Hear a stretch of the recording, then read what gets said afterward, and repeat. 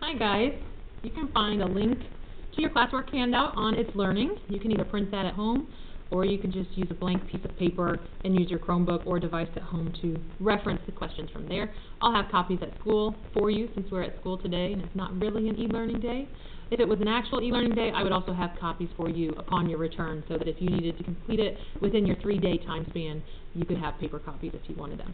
So we're going to go through the classwork like normal. Please read the introduction and the problem, but there were a few places where I thought you might get stuck. Now, while this says it's at the end of Chapter 6, you have all the tools you need to solve this right now. So if I look at the question, it gives me a triangle, and it wants me to find all the possible measurements. I need to find 3 side lengths, I need to find 3 angle measures, and what they give me are 3 coordinates. So how do we tackle something like that? And for our e-learning simulation, that's all I want completed, is problem 6-61. I'm not going to assign any additional homework. There's grid on the back side for you if you want to use that for your working space. But I want to go through and show you an example to help you get through some of the places you might get stuck. So first let's look at this triangle. If this was my 3 coordinates and I plotted them, and I'm now doing coordinate geometry, I want to find a side length. I'm going to try to find this side length here first. So I'm going to highlight that. How do I find that if all they give me are 2 ordered pairs? I don't want the slope of that line, I want the length of that line. One way to easily do that is to envision a right triangle. Bam, right triangle. We can do lots of things with a right triangle. And now what I can do is find the hypotenuse of a right triangle. I do need to know both legs.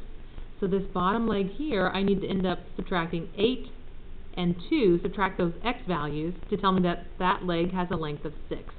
Now, while this one was easy to count, if my points would be really far apart, it would be more to your advantage to just subtract the x coordinates to find the horizontal leg. And if subtracting the x coordinates finds the horizontal leg, subtracting the y coordinates should find me the vertical leg. 4 minus 2 gives me 2, and I can physically count it's 2 units long. And so then I can use the Pythagorean theorem and find this length d. Now I also want to show you, because a lot of people look up online a distance formula and they have no idea where it comes from. It comes from the Pythagorean theorem. So starting with the Pythagorean theorem, to find this horizontal leg, we subtracted our x values. So I guess first we should call this x subscript 2 and y subscript 2, and this one over here, I'm going to zoom in just a little bit.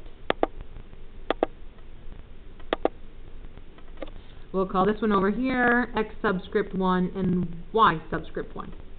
So to show subtracting those x coordinates, I could say x2 minus x1. And then what do we do in the Pythagorean theorem with the leg? We square it. Squared. Plus I need the other leg squared, which we got from subtracting the y coordinates, so y2 minus y1 squared. And that equals c squared, or in our case, d squared.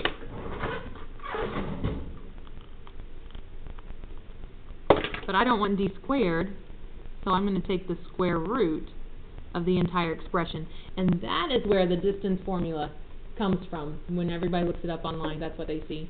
The order of subtracting the x's doesn't matter, because if you take 2 minus 8, you get negative 6, and when you square it, you still get 36, so it doesn't make a difference in the formula. So that'll help you find your side lengths.